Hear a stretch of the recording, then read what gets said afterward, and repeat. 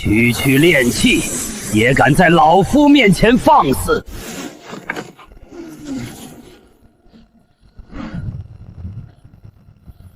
小子，你真以为老夫油尽灯枯？3000年守丹，老夫早就将丹阁禁制之力炼入己身，虽不能恢复到金丹修为，但筑基杀你，够了。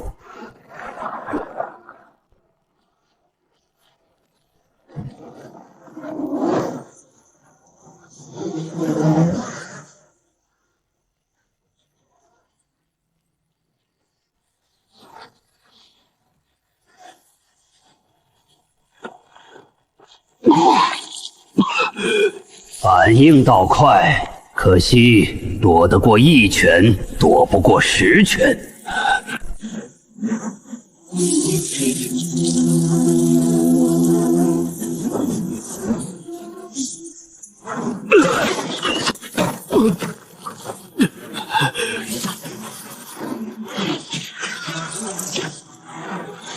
石佛术起！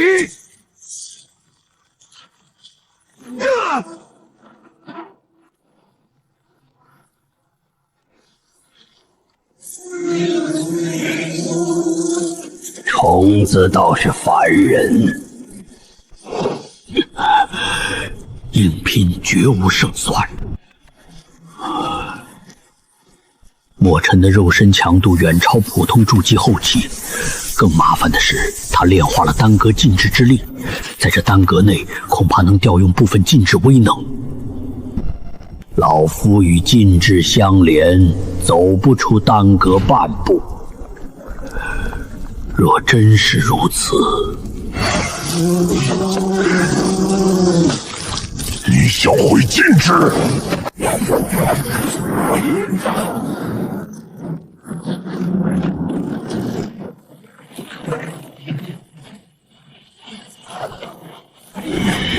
找死！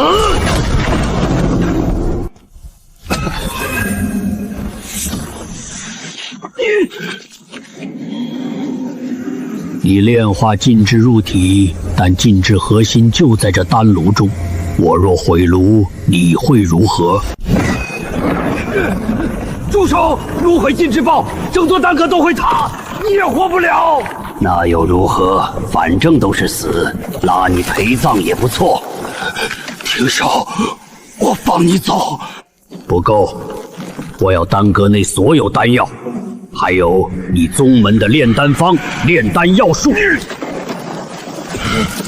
好，我答应。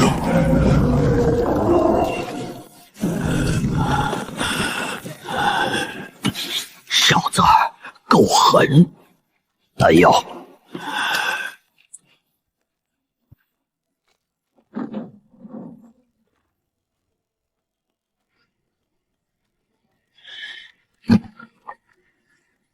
一枚是丹方，里面包含了筑基丹、凝金丹、素英丹等药方；另一枚是我们古归宗的炼丹术。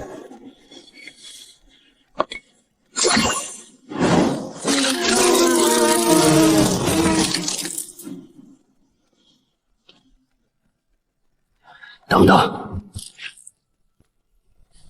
小子，你身上既有第3太上长老的气息，想必已去过地下那处。他真的死了？死了。走吧。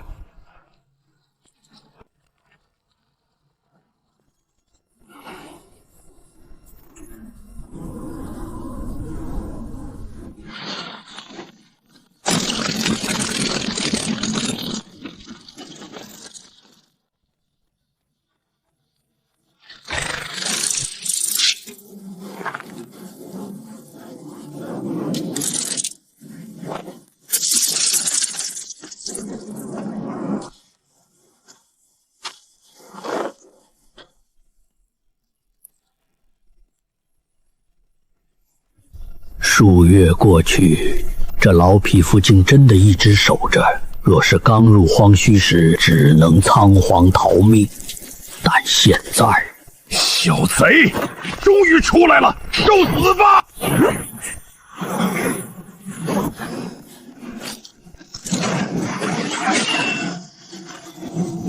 什么鬼东西？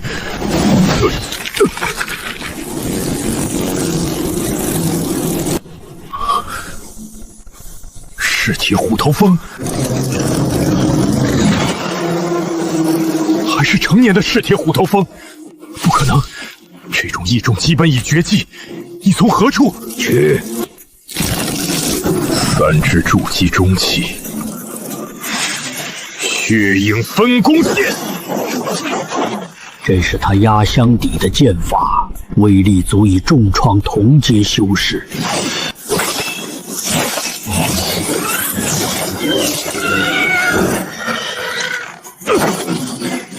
血元盾，这是他以精血催动的保命秘术，防御力可阻筑基中期全力一击。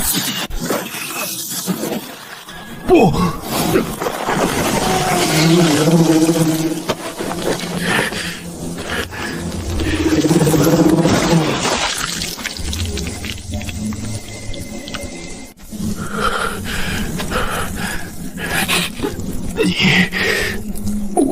我黄风谷不会放过。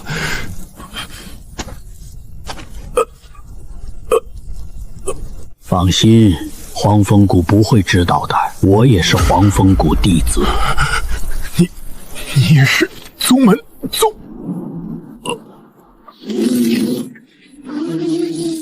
袋中物品不少，下品灵石约有数千，各类符箓丹药若干，还有几枚玉简。最显眼的是角落放着的一个木盒，盒身刻着禁制符文。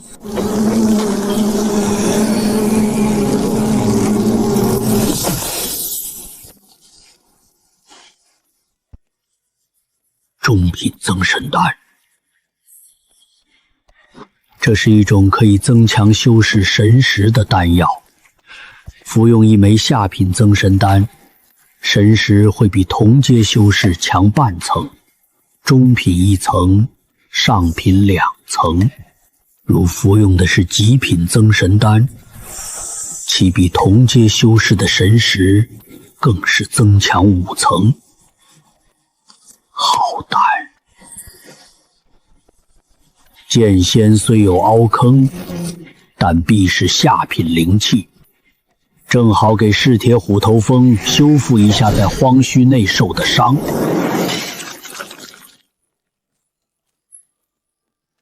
我在里面待了不过数月，却已历经数次生死。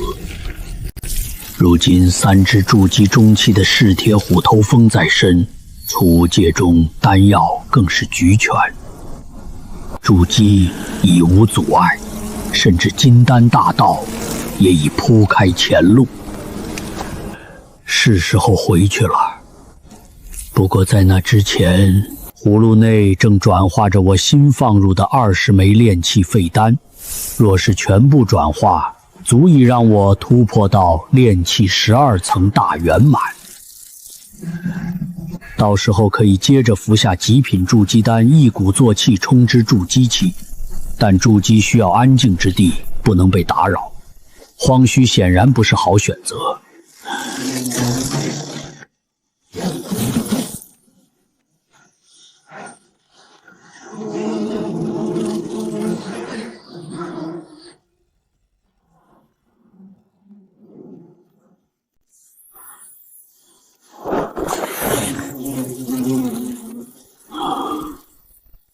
谷中有条溪流，河边有个天然燃洞，算是一个不错的闭关之处。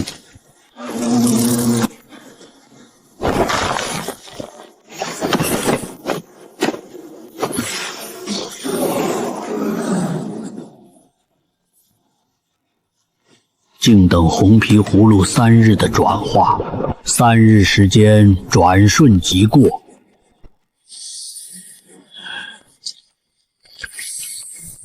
今日便在此地突破炼气12层，并冲击筑基。待筑基成功，再回黄风谷。不止一道，且正朝着我这个方向靠近。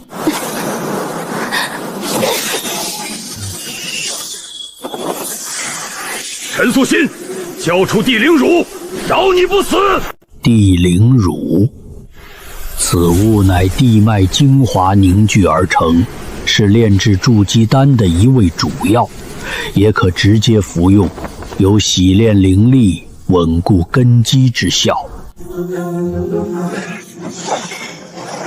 冥顽不灵！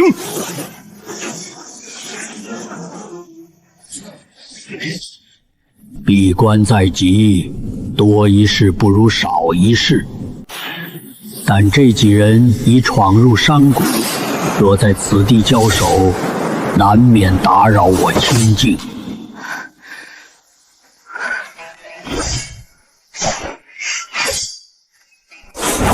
哪里走？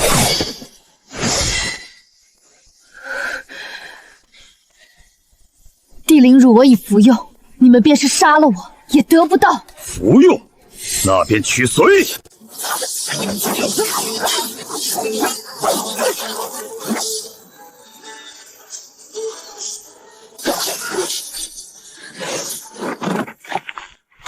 道友何人？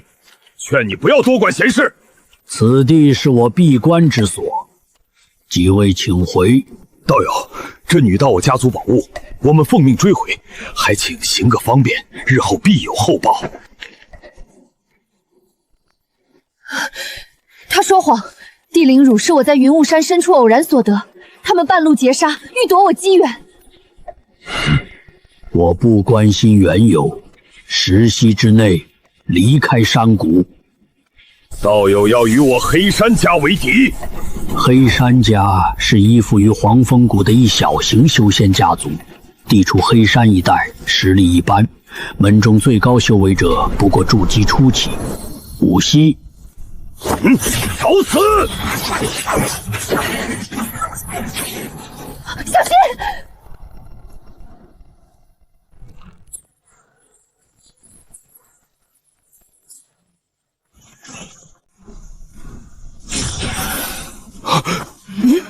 筑基前辈，能如此轻易毁去3件法器，这绝非炼气修士的手段。前辈恕罪，晚辈有眼无珠，冲撞前辈清修，这就离开，这就离开。楚代留下，或命留下。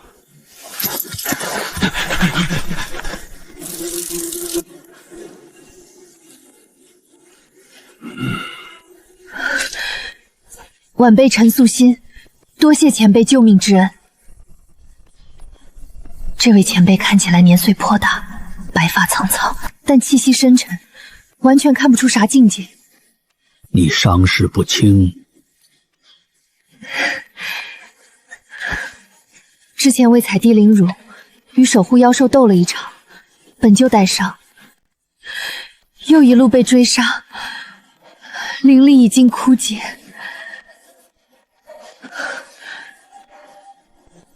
晚辈愿以此物酬谢前辈救命之恩。瓶中还有3滴地灵乳，虽不多，但对灵力洗炼颇有助益。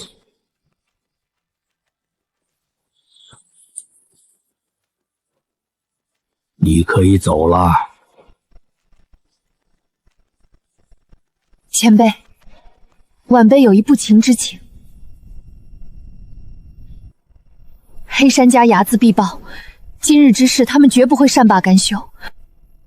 晚辈师尊已陨落，洞府也被仇家所诱，如今无处可去，能否在此山谷暂避几日？待伤势恢复，晚辈立刻离开，绝不敢打扰前辈清修。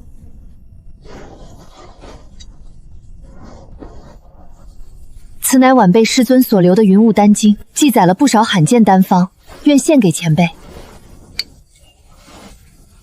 里面确是一部丹经，内容详实，虽不如古魁宗丹法精妙，但也有独到之处，尤其是一些独特丹方颇有价值。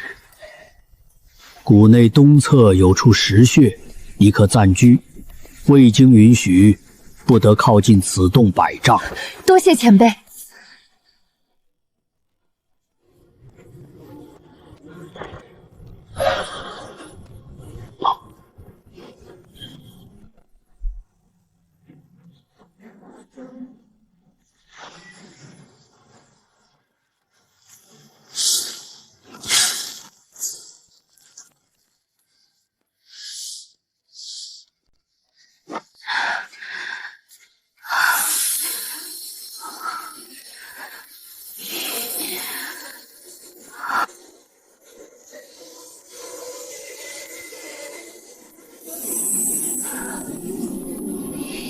3日后，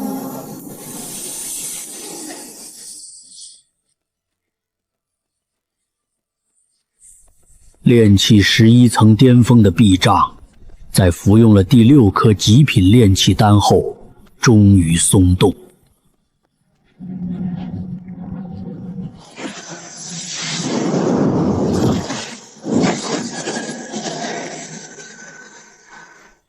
炼气12层。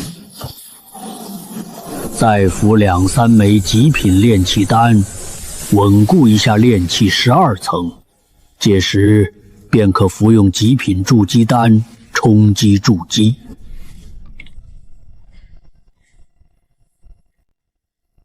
耗时5日，服下3枚极品炼气丹，炼气12层终于彻底稳固，是时候了。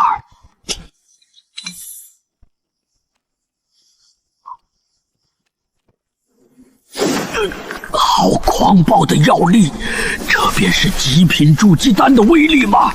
给我拧！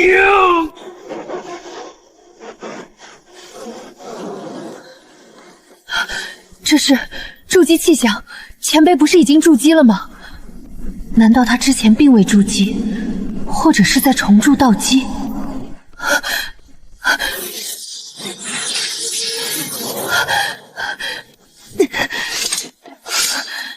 有人来了，要去提醒前辈吗？可是前辈说过，100丈之内不得靠近。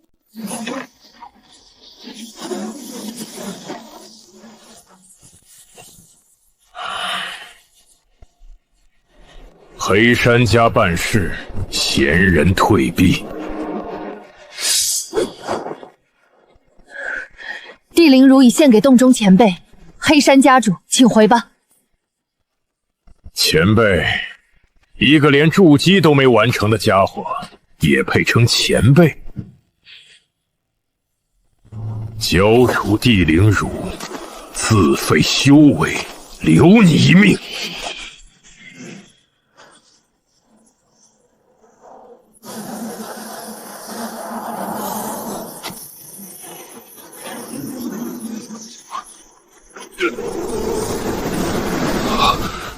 筑基期，这筑基怎么可能这么快？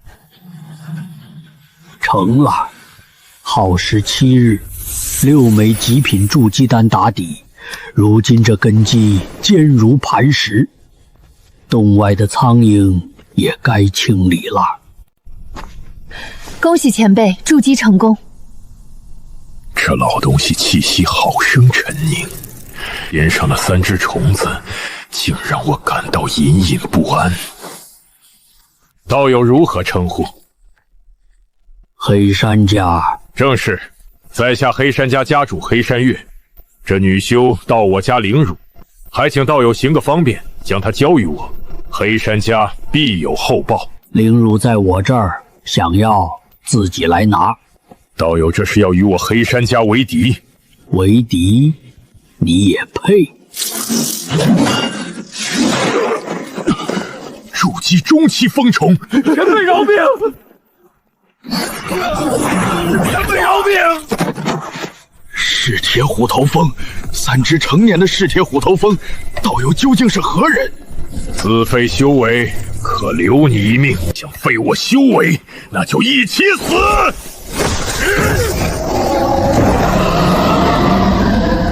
极品灵宝，看来是堪比筑基后期的一击。有点棘手了。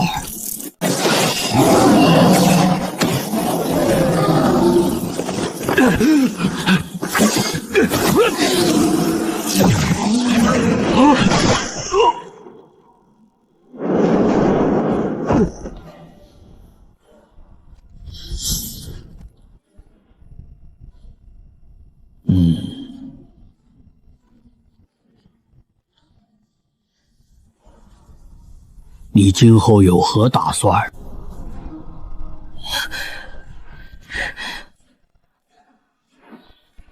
晚辈无处可去，若前辈不嫌弃，愿追随前辈左右，为仆为婢，报答救命之恩。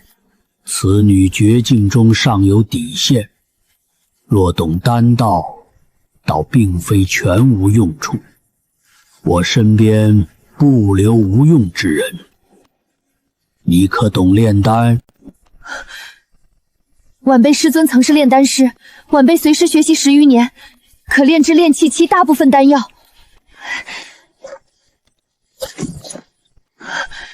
筑基期用的丹药也曾尝试炼过。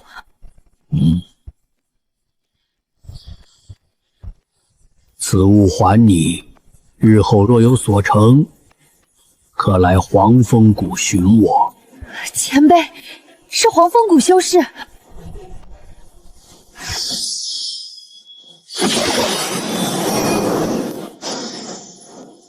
北瑞，爷爷回来看你了。8年了，自被白芷与赵千行2位恩人带离葫芦村，踏入修仙界，至今已过8年之久。8年修仙，历经生死。我从一个寿元无几的100岁老人，到如今享有200余年寿元的筑基修士。其间变故远超常人一生，葫芦村不知如今是何模样。还有瑞儿，当年离家时，那孩子心高气傲，执意不愿如父辈般面朝黄土，非要去城里闯荡。这么多年过去，也不知是否娶妻生子。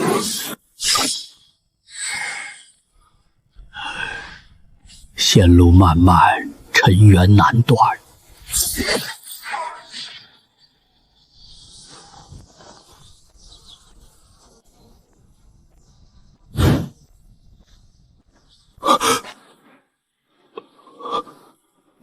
你是李二狗？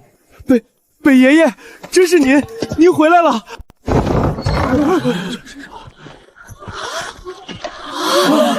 真是北伯伯！8年了，北爷爷不但没死没老，还变得比以前年轻了。仙人，咱们葫芦村的仙人回来了！我孙子北瑞可回村了？回了。北瑞哥3年前就城里回来了，并娶了媳妇儿，去年还生了个大胖小子呢。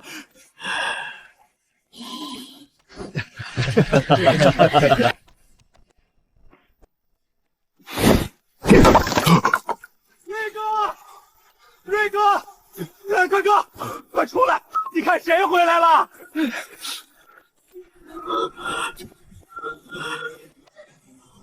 爷爷，瑞儿，爷爷回来了，不必跪。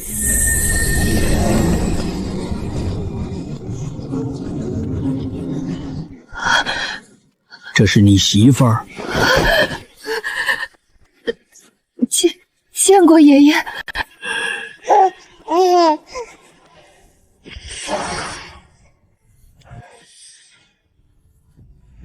给孩子带着，可安神护体。谢谢爷爷，谢谢老神仙。爷爷，您真的成仙了？这些年您过得好吗？尚可，进屋说话吧。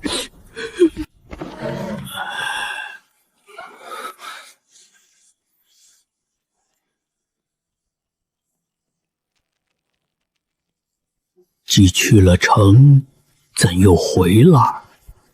城里没那么好混。起初在货上当伙计，后来攒了点钱，想自己摆个摊子，结果全赔进去了。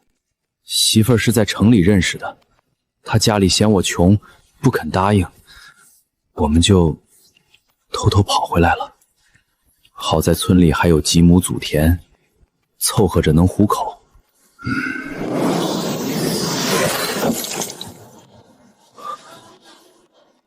这些你拿着。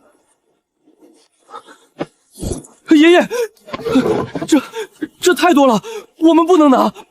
不多，这些是强身健体的药，每月服1枚，可保无病无灾。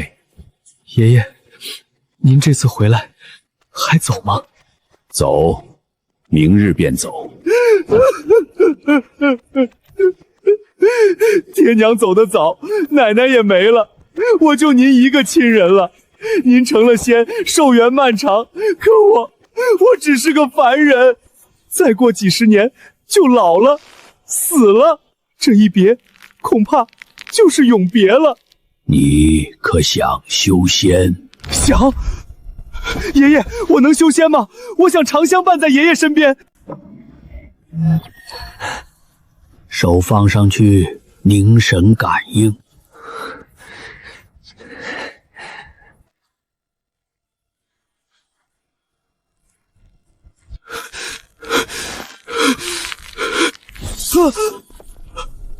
你没有灵根，无法修仙。也好，当个凡人，种地养家，平平安安一辈子也好。仙凡有别，以前是我和雪瑶，如今换成了孙子和我。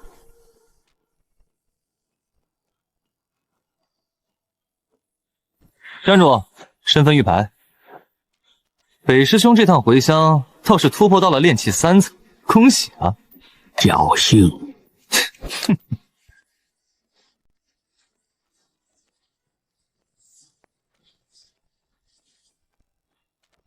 告假6月余，超期7日，按规扣本月份子利3成，可有异议？无。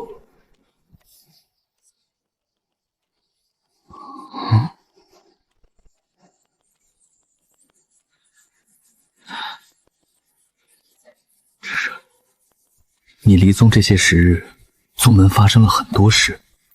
王立师叔侄子被杀，他顺下的血脉印记追杀凶手，结果数月前，他宗门内的魂灯熄灭。宗门行堂近期一直在追查凶手，也在门内四处问话一些弟子。你刚回来，最好留点神，别撞他们矛头上。多谢师兄告知。快回丹殿复职吧。莫大师前2日还问起你何时归来。是。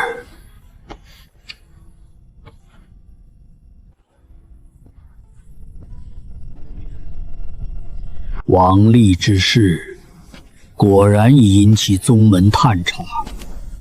不过，谁也不会联想到我的。一个炼气3层、行将就木的老学徒，如何杀得了筑基执事？只要我自己不露破绽，此事便会成无头公案。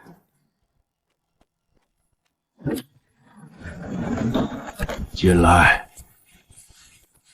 弟子北寒风归返复命。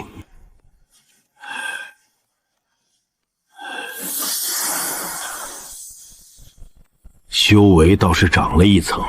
回乡途中偶有感悟，侥幸突破。你那孙儿可还安好？劳大师关心，孙儿安好，只是仙凡有别。弟子离开时，他哭得厉害。仙路孤寒，自古如此。弟子明白。既已归来，便安心丹道。明日我要开炉炼聚元丹，你依旧负责处理凝露草、地心莲、活精藻这3味辅药。今日先将丹房积碎的废丹渣清理了，这段时间也堆积了不少。聚元丹，这正是筑基修士精进修为所需丹药，也是我目前最为需要的丹药。若能得废丹，经葫芦转化，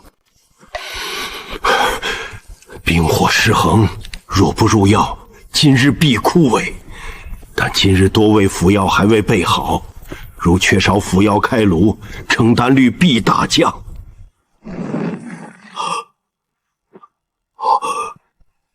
这感觉与当初遇那金属碎片残破玉洁时的反应一样。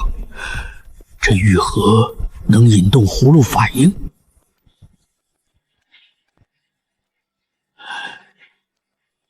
大师，弟子早年流浪时，曾见凡俗郎中处理药性冲突的草药，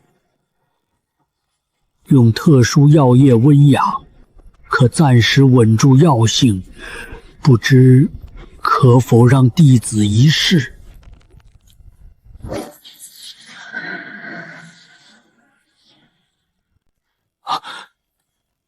给你一炷香，成济公，拜。明日你就离开丹殿，回你废丹院吧。弟子领命。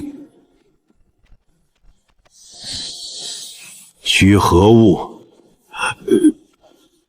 一盆活泉水，1只陶碗，1碗陈年米酒，越久越好。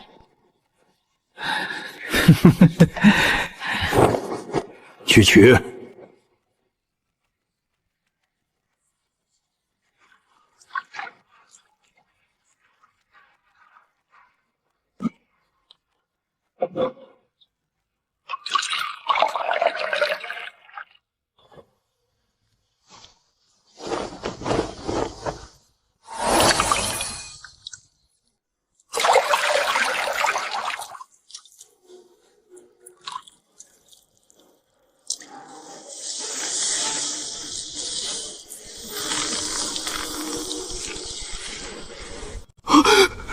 这不可能！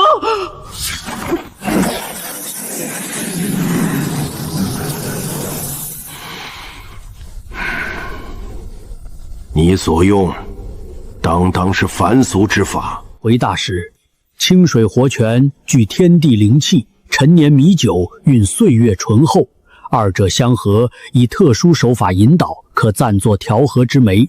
但此地治标不治本，仅能维持6个时辰。6个时辰够了。明日卯时开炉，今夜你便留在此处，照看此草。若有异变，即刻报我。是。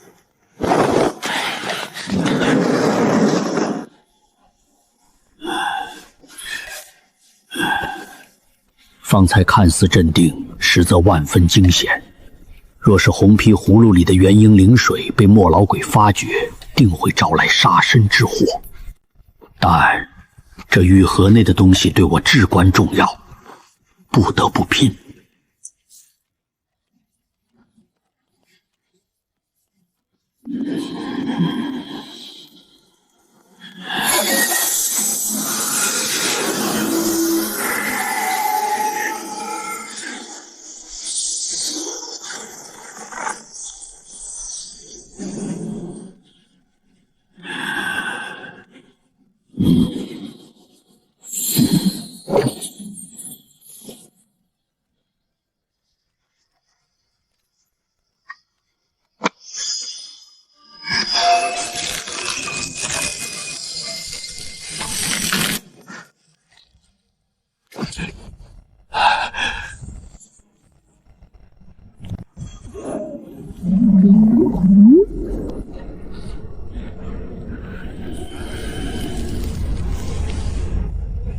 上次修补了一处残缺，便多了吞噬元婴、炼化灵水的逆天手段。不知这一次修补完，又会开启何等能力？这次你又能给我带来什么惊喜呢？虽然红光散去了，但能感觉到葫芦内部的自我修补仍在缓慢持续。按这个速度，没1-2年时间，怕是完不成了。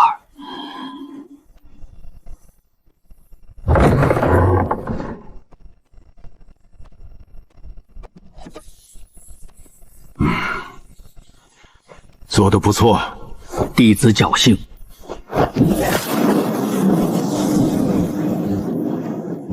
今日炼聚元丹，主要3味，辅药9味，一切看好。先投地心莲，以文火温养，待其化液，再入火晶藻。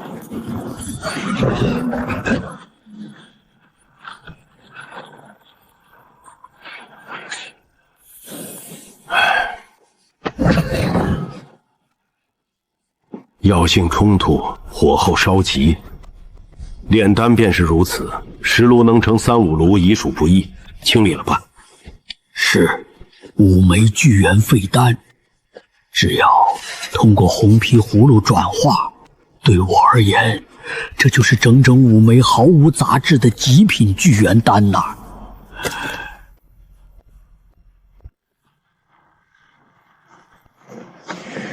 2个时辰后，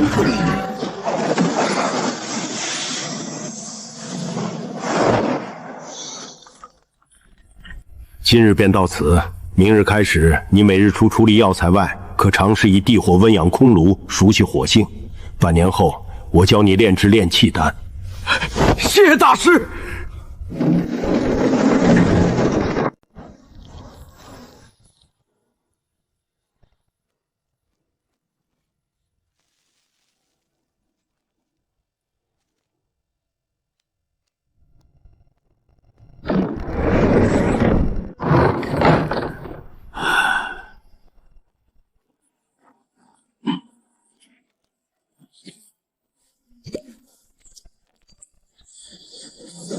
接下来的日子，我的生活重复又规律。白天，我在丹房观摩墨巨人炼丹并收走废丹；夜里，我便回到住处，服用葫芦转化出的极品丹药，疯狂修炼。火急则燥，药性未溶便强行凝丹，清理了再试过。是，弟子明白。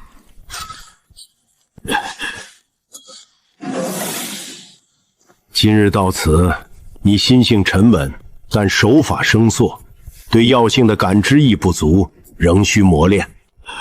弟子明白。失败不要紧，每次都积累了新的心得。最关键的是，这些废丹用红皮葫芦转化后，那就是取之不尽的极品炼气丹。金，好凝练的气息，白仙子竟然已经筑基成功了。白师妹，莫师兄，何事？吾奉家师命前来求取一瓶清心丹，用于稳固心境，以备战3月后的宗门大会。清心丹，此丹材料倒是齐备，但炼制需3日，你3日后来取。多谢师兄。北师侄，许久不见。白师叔，你们相识？北师侄当年入宗是师妹野引。哦。北师侄在丹殿可还适应？老师叔挂心，弟子一切安好。此乃我早年修炼长春宫时的一些心得，或对你有所注意。你好生修行，莫要辜负了莫大师的栽培。多谢师叔。以前好歹还能叫他一声白仙子，可如今在不暴露修为的情况下，却只能规规矩矩地喊他一声白师叔了。师叔，师侄这仙凡之间，终究是隔了一层让人绝望的天降啊！专心炼丹。是。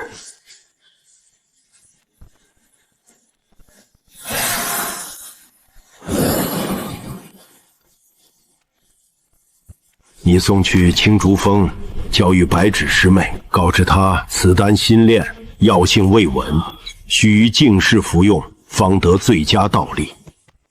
弟子领命。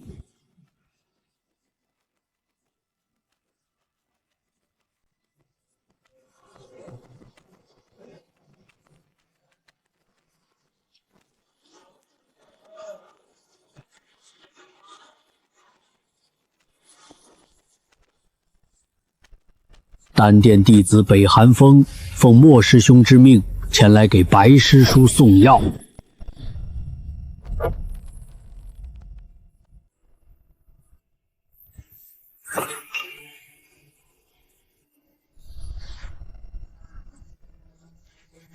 莫师兄的清心丹炼成了。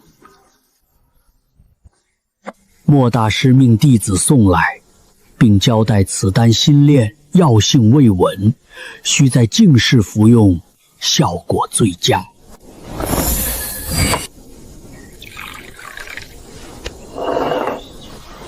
坐。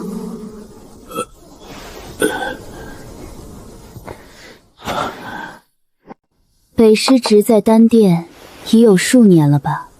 你修为似乎进不大。弟子资质愚钝，年岁又高，能有现境界已是侥幸。侥幸？当年在七玄坊外山谷，你击杀李健时，显露的可是炼气后期修为。如今数年过去，你我再见，给我仅露炼气3层修为。这里又没旁人，我只想知晓你如今究竟是何修为。这，你也要瞒我吗？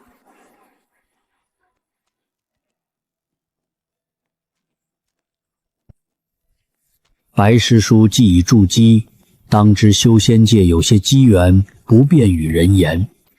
我能活到今日，能踏入仙途，已是上天垂怜。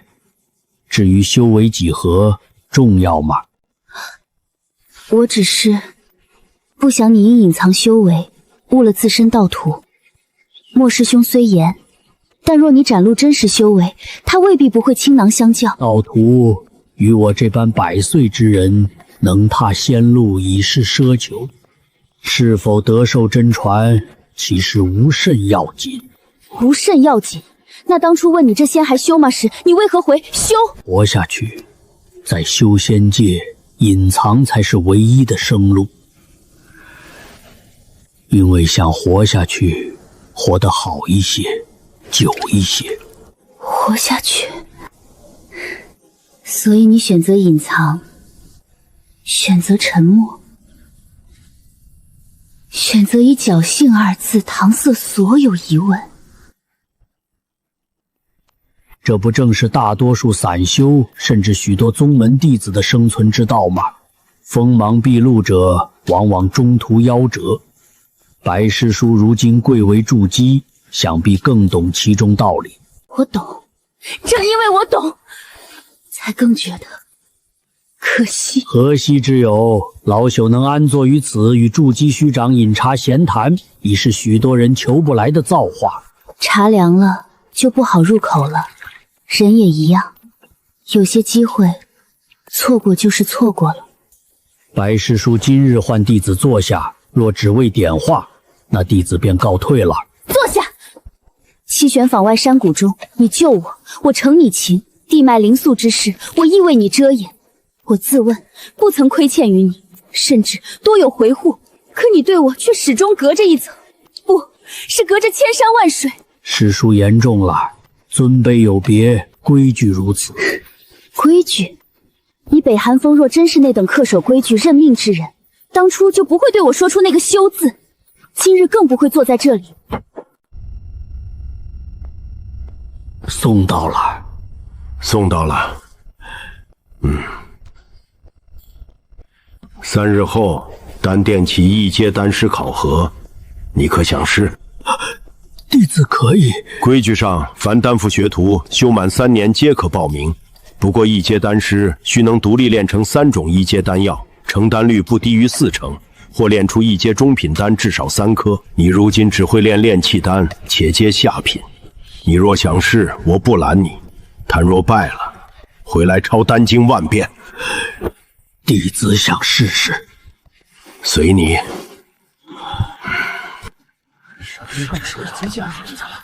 那不是凭白纸师叔关系入丹殿的北师兄吗？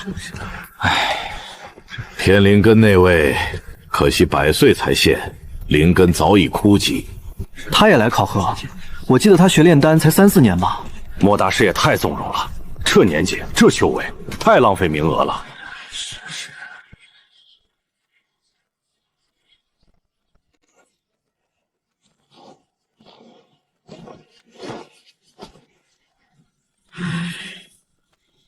肃静！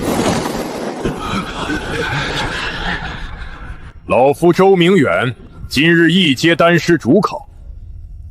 规矩简单，每人领3份材料，于3个时辰内炼出3炉不同的1阶丹药，且成丹率不低于40%，或炼出3颗中品丹药方算通过。若炼废，菜肴费自负。开始吧。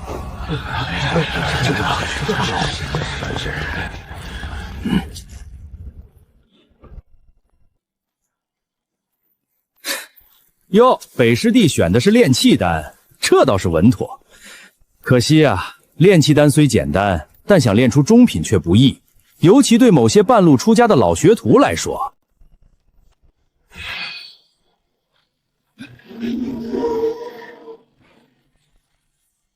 装腔作势，待会儿看你怎么哭！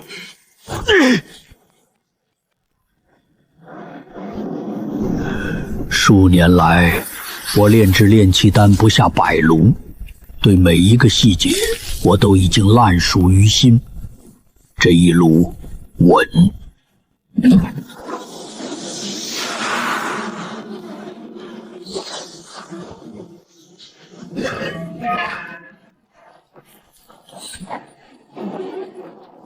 开！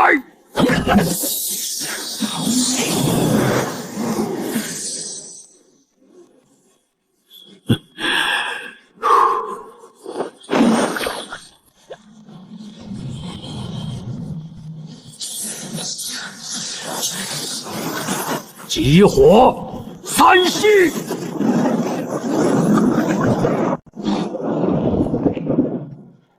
凝。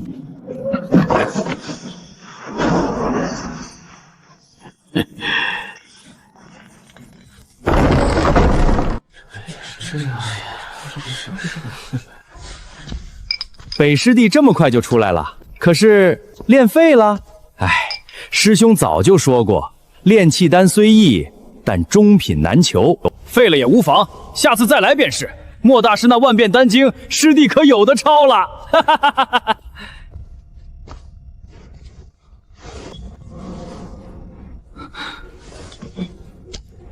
第1炉炼气丹4颗，绝下品。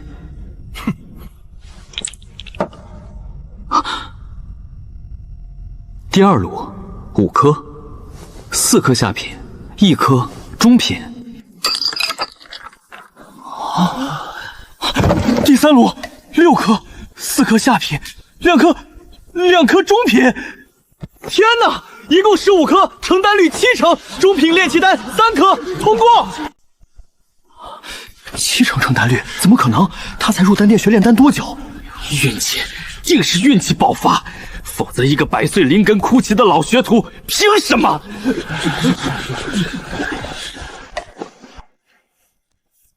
你练第3炉时，最后凝丹阶段，是否用了急火3息、还火养丹的手法？弟子只是觉得当时药液融合已到火候，故尝试加快凝丹。感觉，你这感觉倒是准得很。去登记吧，自今日起，你便是1阶丹师，阅历翻倍，可阅览丹殿1层藏书，每年可领10份1阶丹药材料练手。谢周大师。北寒风，弟子在，你既已是1阶丹师，按规矩该给你分配一处独立丹房，但如今丹房紧张，暂时没有空余。这样吧，你先用甲字7号的备用丹房，待日后有了空房再给你调整。这怎么可能？那可是假字号丹房啊，地火最稳，甚至有聚灵阵辅助。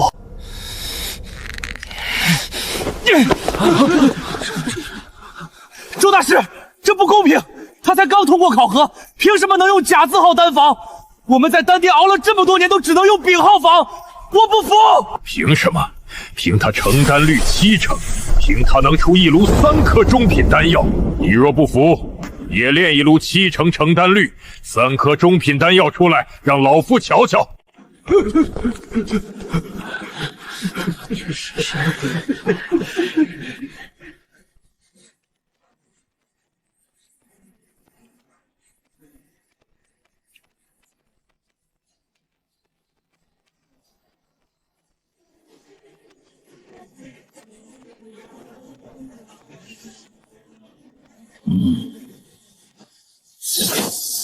恭喜！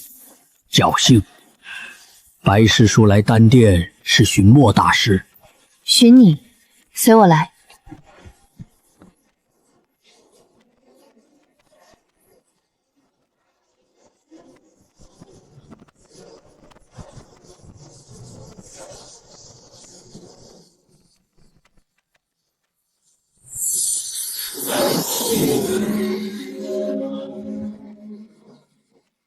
此处无人打扰，我有事与你相商。师叔请讲。还有2月余，宗门筑基弟子大比就将开启，前3名可入化灵池，并可携1人同入。白池，我那枯萎的天灵根或可重新焕发些许生机，这当真是极大的造化。师叔的意思是，若我能入前3，便带你进去，化灵池或能让你枯萎的天灵根再恢复几分。届时，你便可借口灵根恢复，适当显露真实修为。师叔为何要如此帮我？为何我也说不清。许是不忍见你就此埋没，许是……总之，你就当是还当初的救命恩吧。此大比筑基中期、后期的师叔皆会参加。师叔筑基不久，如何能入前3？我会尽全力，即便希望渺茫，也得一试。大比规则如何？擂台制，抽签对决，可使用法器、符箓阵法，亦可借灵宠助战。每场限时1炷香，倒地、出界或认输即判负。灵宠，师叔可信我？何意？接下来所见，还请师叔保密。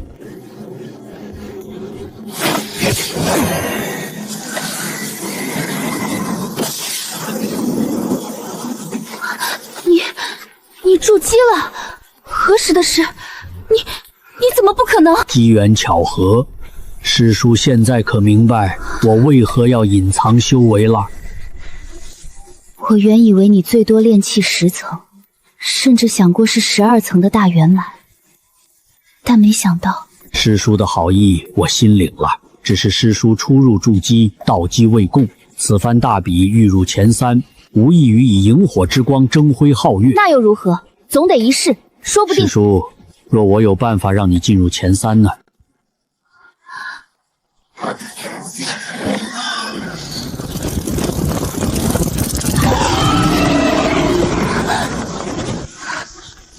成年噬铁虎头蜂，还是筑基后期？此风可暂借师叔，有他在，再加上师叔本身，入前3，相信已非难事。你为何如此帮我？师叔愿为我冒险争那化灵池名额，我投桃报李亦是应当。况且当年要不是师叔引入仙门，估计我早已化作一抔黄土，此情我不敢忘。这疯虫，我该如何御使？我已与他说好，大比期间他会听你指令，不过你终究不是他主人，控制有限，师叔需以简单指令为主，不可过于复杂。他便暂交师叔了，大比之后再还我不迟。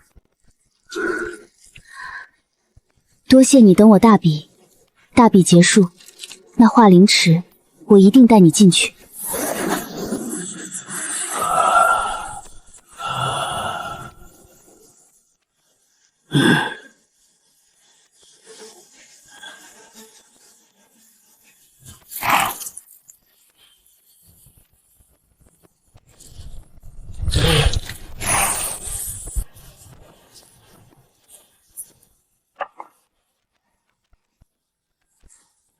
考核过了，过了。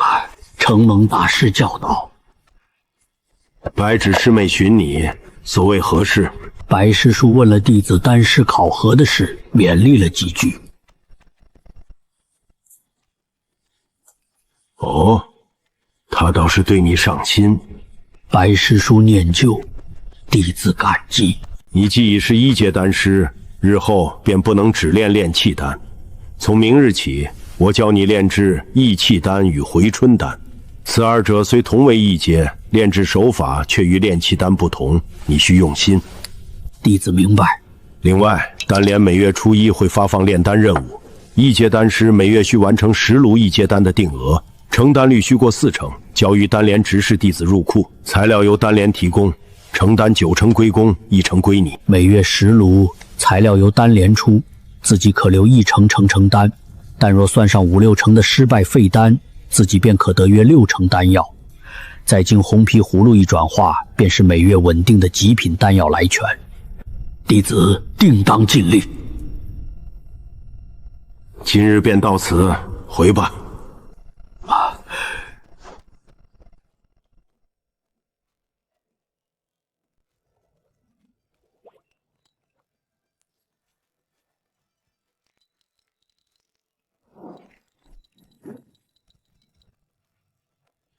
转眼2月过去，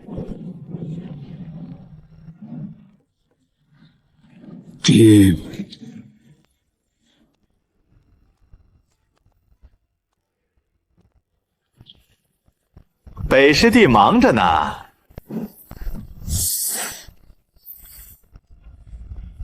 刘师兄，师弟这个月的任务丹可都练完了？10炉炼气丹，共成丹48颗，其中中辅6颗，请师兄核收。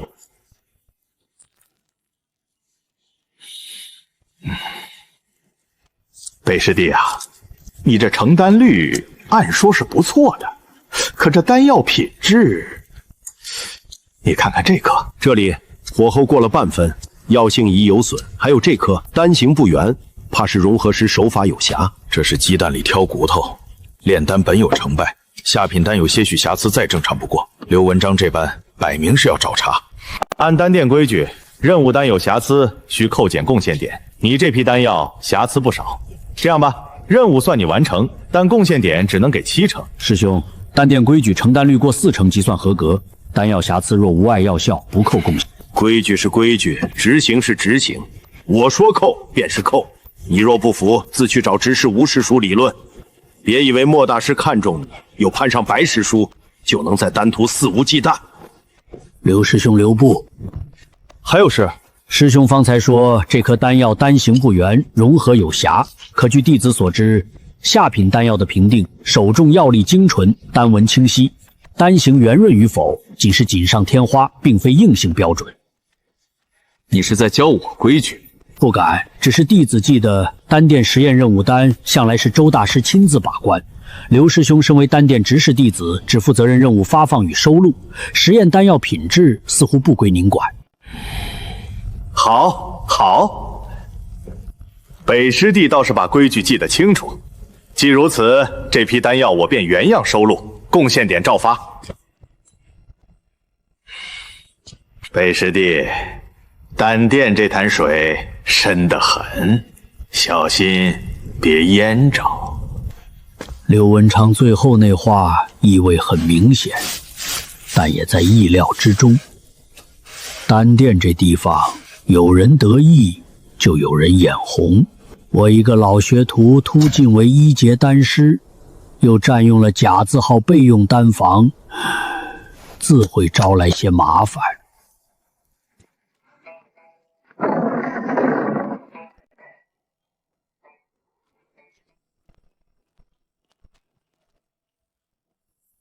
任务交了，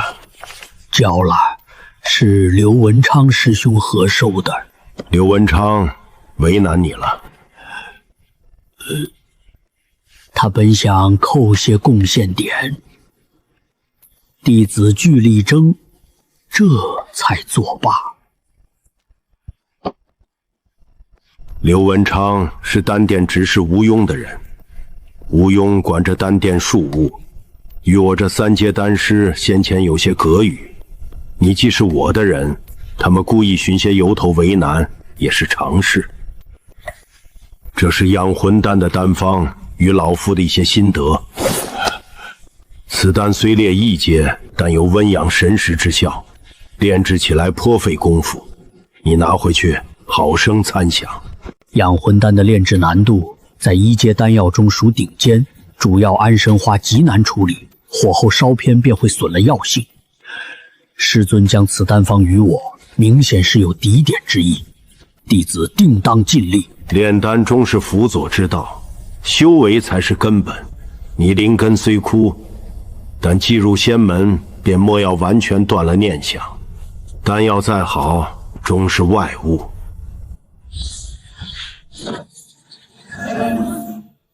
丹方记录得很详细，药材处理、火候转换、药性融合，每一步皆有注释。尤其在安神花的处理上，莫居南还特意列出了3种不同火候下的药性变化，以及对应的融合手法。这已远超寻常丹师授学生的范畴。莫居人今日之举，看似随意，实则用意颇深。刘文昌的刁难，他显然知晓，却不出面处理，只给丹方让自己去争。这是磨砺，是考验，亦或只是想看看自己这枚棋子能走出几步。不过眼下这些并非紧要，紧要的是养魂丹。若能炼成，对神识确有不益。我如今筑基初期的修为，虽服用了极品增魂丹，神识远超同阶修士，但若对上更高阶修士，还是难以抗衡。如有养魂丹辅助，神识强度或可再进一步。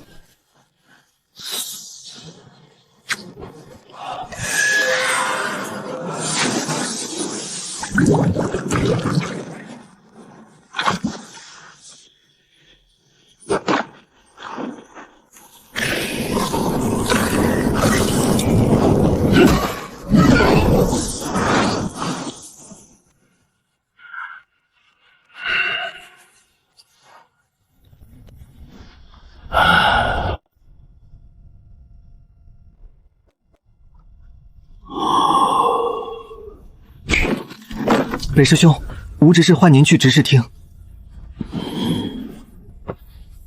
知道了。弟子北寒风见过吴执事。听说你最近在炼养魂丹，并炼成了。侥幸成丹3颗，且皆是下品。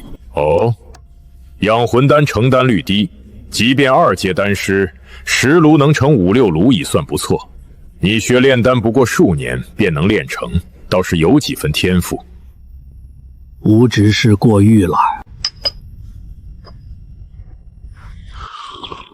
你既已会养魂丹，那下月任务你便炼此丹吧。10炉材料，成丹需过4成，若能达成，丹殿自会给你奖励；若不能，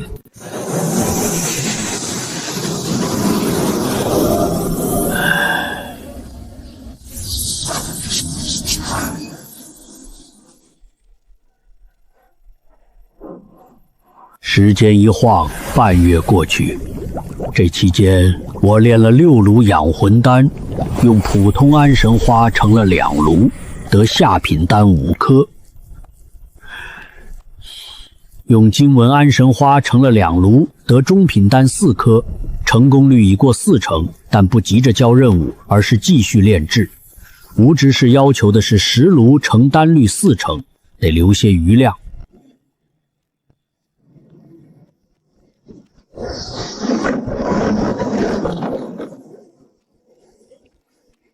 师叔，宗门大比于3日后正式开始，特来知会你一声。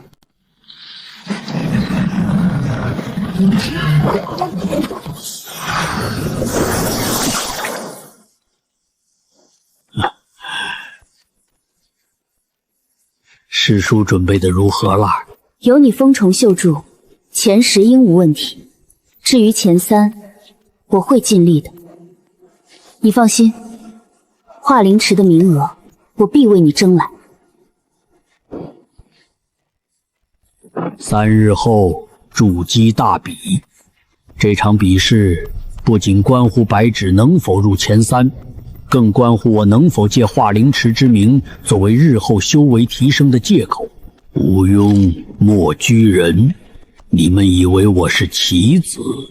哼哼，可这局我必破之。筑基大比便是我破局的第一步。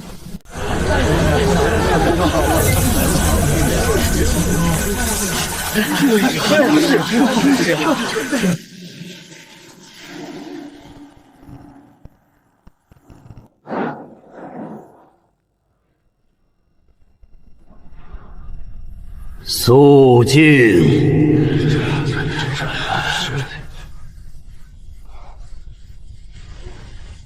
宗门筑基弟子大比，规矩如前：抽签对决，胜者晋级，可用法器、符箓、阵法、灵铳，唯不可伤人性命，违者严惩。此次前3名，除原有奖励外，可入化灵池1日，并可携1人同入。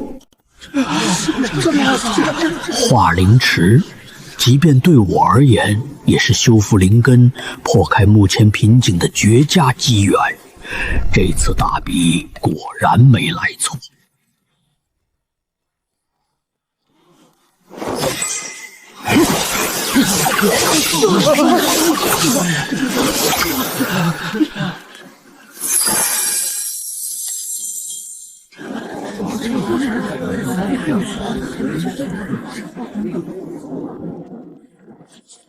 丙字7号，第1场，青竹峰白芷对阵烈阳峰赵岩。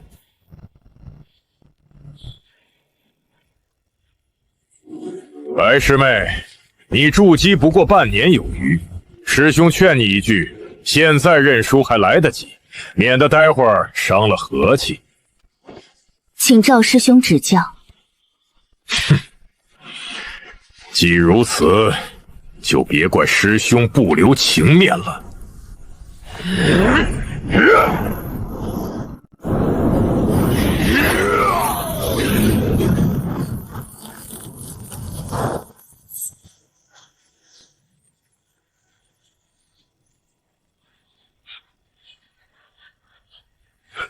有点本事，不过靠灵气之力，终不如以身在我这招。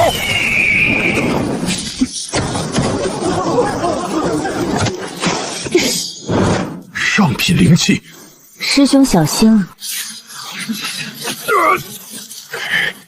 该死！我好歹也是筑基中期，若是连个刚晋升的黄毛丫头都拿不下，以后烈阳峰的脸面往哪儿放？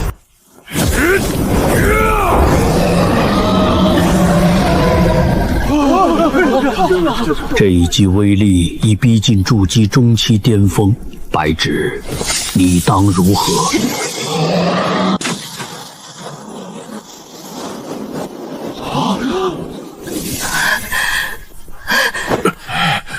好剑法，好剑！赵岩，你已出界。师妹好手段，我输了。承让。丙字7号，第1场，白芷胜。白芷赢在依靠上品灵气冰魄剑以及防御不凡的玄冰帕进行品阶压制，若是赵岩有一把同级灵气，胜负就难料了。不过灵气本就是实力一环，赢了就是赢了。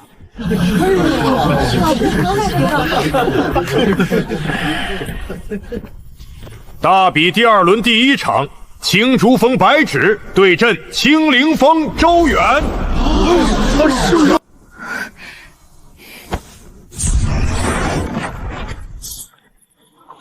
筑基后期，青灵峰首席周蕊，实力天差地别。白芷，这下麻烦大了。白师妹，你能胜赵师弟，靠的是灵气之力，但在我面前，灵气品阶的差距会被修为抹平。你认输吧。请周师姐指教。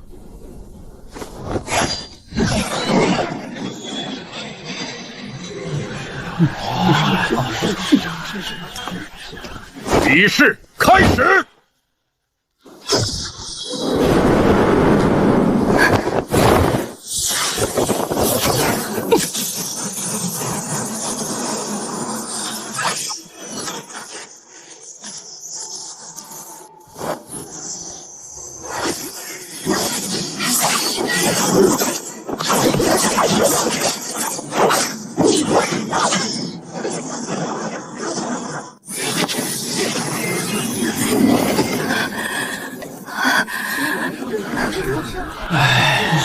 看情况，白氏叔要败了。白氏叔能撑到现在已是不易，毕竟差了整整2个小境界。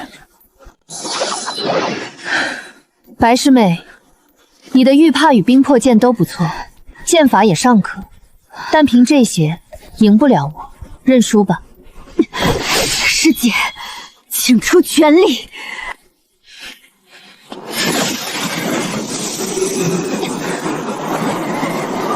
接我7成力。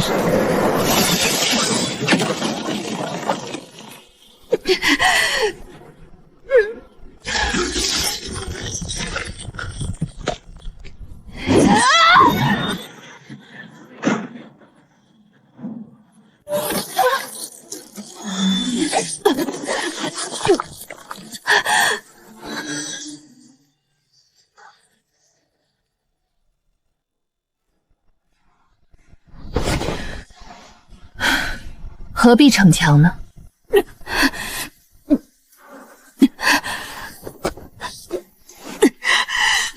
来。既如此，便让你明白，境界之差，非外物完全可补。去。白师叔放弃了。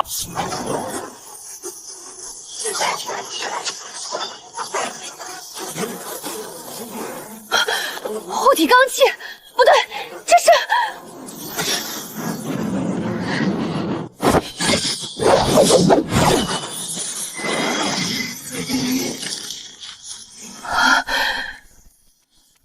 剑罡！天哪，居然是剑罡！白师叔才筑基半年多啊！难怪师尊说你天赋不凡，但剑罡初成，又能撑多久？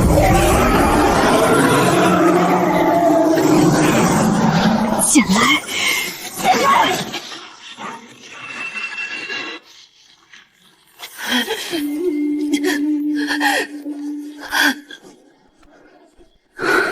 你已尽力，认输吧。师姐，我还没输。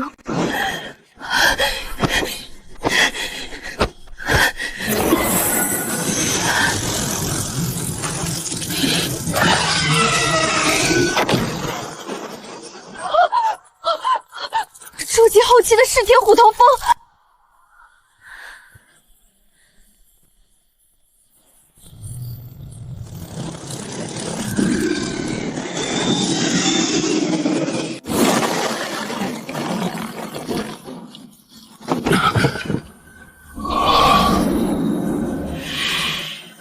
筑基后期的噬铁虎头蜂，这白师侄倒是好机缘。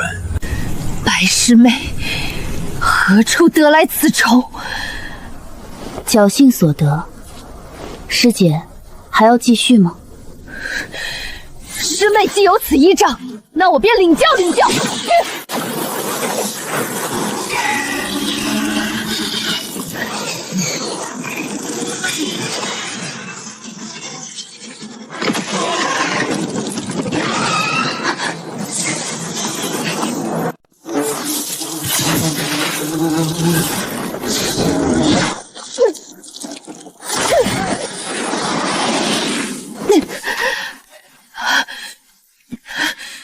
该死！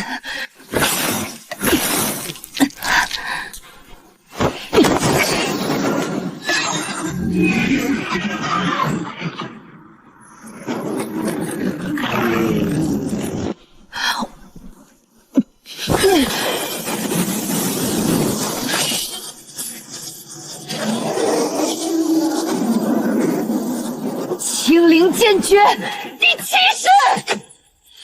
同为筑基修士，周元这一剑的威力显然已经无限逼近筑基后期的极限了。一般的同阶修士应接此招，不死也得重伤。可惜他面对的不是人。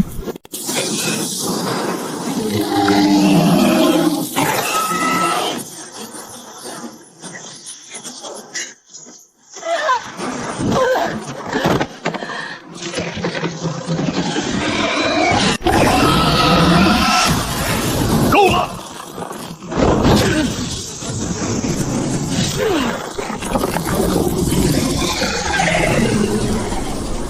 此战，周元认输。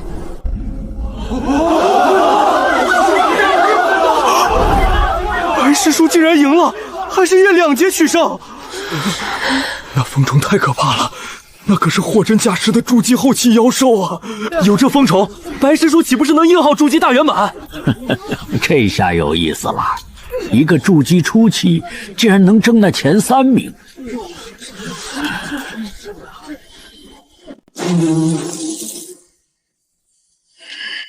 此风是你灵宠？回路师伯，却是弟子机缘所得。机缘？刘师妹，你倒是收了个好徒弟。陆师兄过誉了，小徒不过运气好罢了。白芷筑基不过半年多，哪来的筑基后期灵宠？这等惊天的大机缘，连我这个做师尊的，竟然事先也毫不知情。赤铁虎头蜂还是筑基后期？白师侄，你这灵宠从何得来？回谷主，弟子半年前外出任务时，在一荒山偶遇此蜂与一头筑基中期妖蟒相斗，2败俱伤。弟子趁其虚弱，冒死以秘法收服。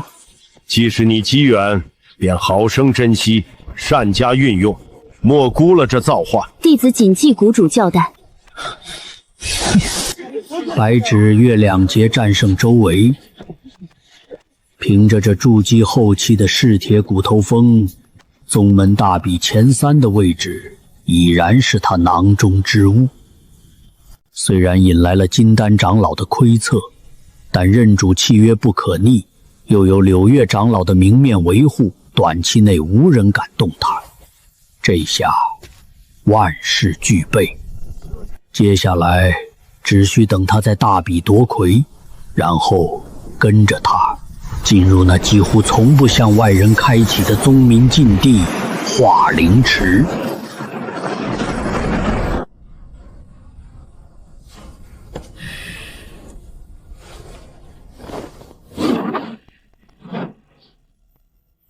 本届筑基大比结束，前3名李藏、白芷、赵元。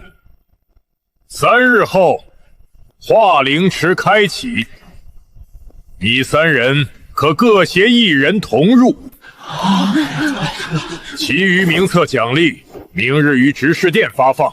散了吧。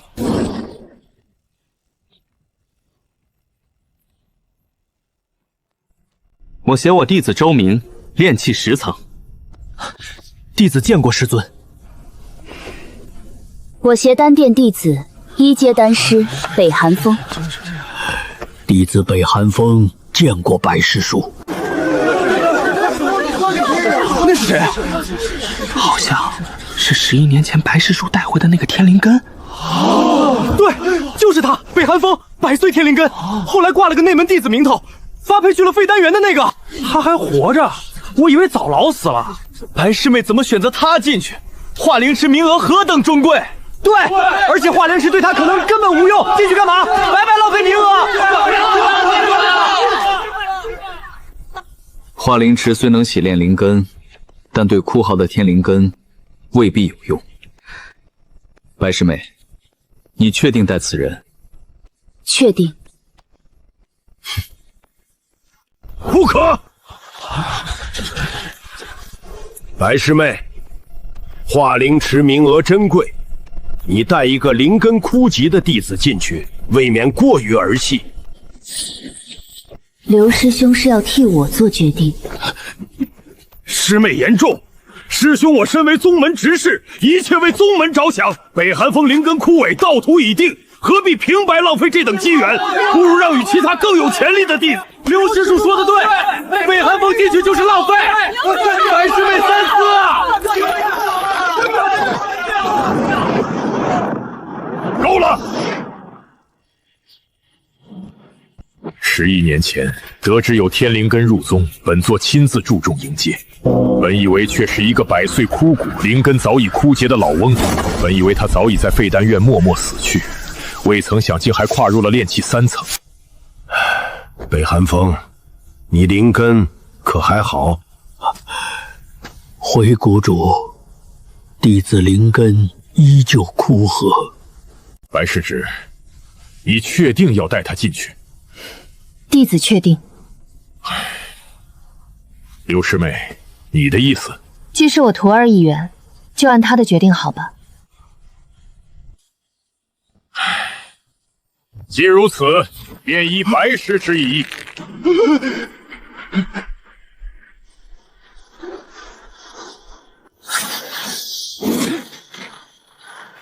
如此，池中灵力会自行洗炼灵根，过程或有痛楚，需静心忍耐。时间为1日，过时池水将失效。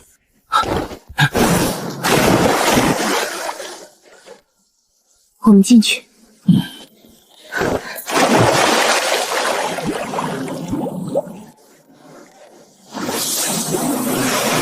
我就说吧，枯耗的天灵根怎么可能还有救？只是可惜了名额。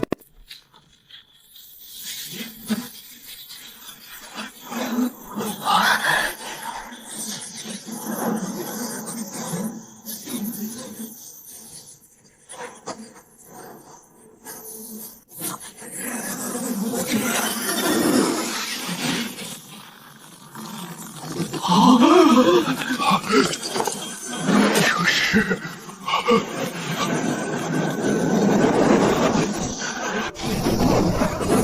天灵根复苏之象。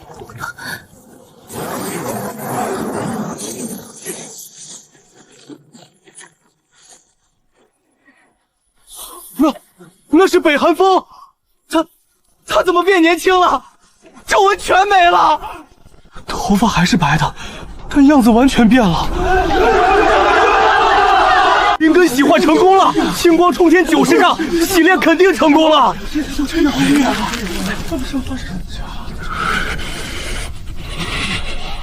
枯木逢春，刘师妹，你徒弟的选择倒是做了件好事。机缘如此。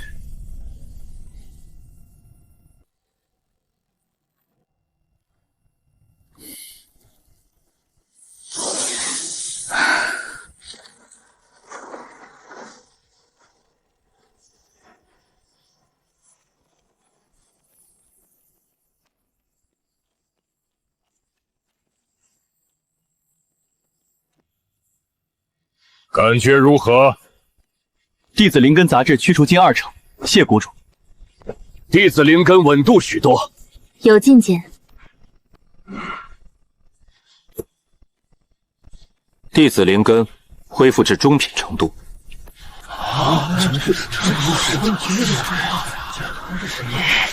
中品，好。既如此，你便不再是挂名内门弟子。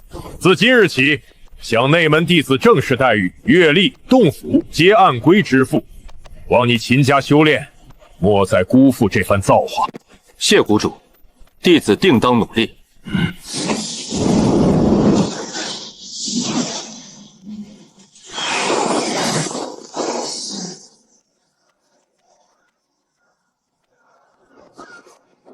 恭喜，还要多谢师叔。是你自己的造化。灵根恢复至中品，日后你便可适当展露些修为，炼气6层、7层，也无人会多疑了。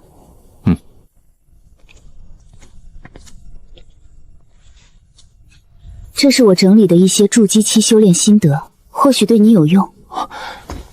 多谢师叔。头发无法变黑吗？生机可复，岁月难逆。白发变白发吧，不妨事。后续若有需要，可来青竹峰寻我。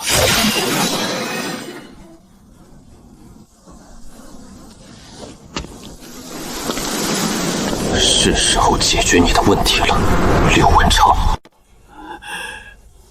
大师，弟子愚钝，炼气3层修为，处理筑基期丹药的辅药，恐力有未度，影响成丹。你灵力虽弱，但此前处理清心草时手法沉稳，杂质剔除干净。聚元丹服药的处理重在心细而非力强，你若担心，便更专注些。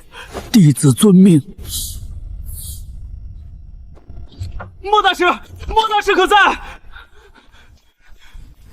哼，何事慌张？大师，您上月吩咐寻的冰焰草，今日刚从冰峰谷送来，但运送途中遇魔派袭击，护卫弟子力竭，灵草也受了损。眼下草中冰火灵力失衡，恐支撑不到明日聚元丹的开炉了。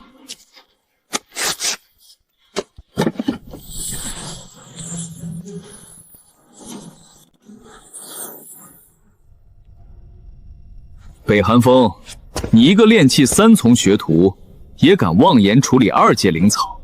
冰焰草若毁在你手，你担待得起吗？弟子不敢妄言，只是昔年漂泊，确曾见过此法。以温阳水调和寒论，再辅以3转手法，可暂时平衡冰火之力。什么温阳水、寒露，不过是当年听游方郎中随口编的凡俗药名。要不是有腰间这宝贝，借我10个胆子也不敢在墨居河面前胡扯。几成把握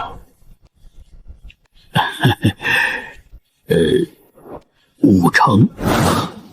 5成？莫大师，这简直是儿戏。茶已饮尽，丹药亦已送到。莫大师尚待弟子回殿复命，弟子告退。玄冰宗的林雪瑶上月已结丹。林雪瑶竟然已经结丹了！白纸师姐最后那句话还在我耳边回响。风哥哥，等我们长大了，就成亲生子，相夫教子，白头偕老。那个曾一直唤自己风哥哥，在流星下用我教的法子合掌许愿的小雪，那个最后弃我而去的小雪，如今已是结丹期的高高在上仙师了。修仙路上，有人乘风而起，有人蹒跚而行，而我，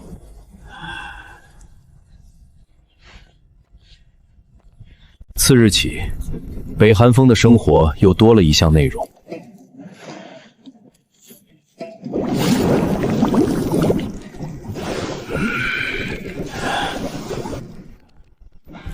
益气丹色泽清润，药香醇和，已达中品。回春丹虽只是下品，但也算合格。你于控火一道确有天赋，可惜大师栽培，弟子铭记。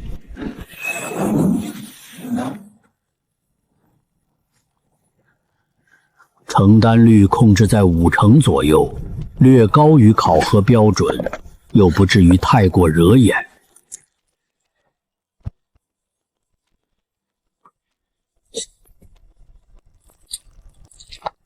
极品炼气丹已无法给我增加多少修为，但蚂蚁肉再小也是肉，公报私仇嘛。这是刘文长那事的后续。吴庸身为执事亲自出面，以规矩压人。养魂丹10炉成4成，对1阶丹师而言极难，稍有不慎便会被剥夺丹师资格，甚至赶出丹殿。他们这是想要断了我的路，弟子领命。哼，好，材料明日会有人送到你丹房，下去吧。是。吴庸的刁难，莫居因给养魂丹方的秀柱，这其中的弯绕，我其实也看得明白。丹殿内部有派系之争，自己不过是被卷入了的棋子，但棋子亦有棋子的走法。养魂丹我必须炼成，且要炼好。这不仅关乎任务，更关乎日后在丹殿的立足。若连这关都过不去，日后麻烦只会更多。方才一战可曾伤了根基？那只疯虫伤势如何？回师尊，弟子只是反震导致血翻涌，并无大碍，休养几日便可复原。红金也只是外壳被震，并未伤及根本，休养一番亦可恢复。多谢师尊关心。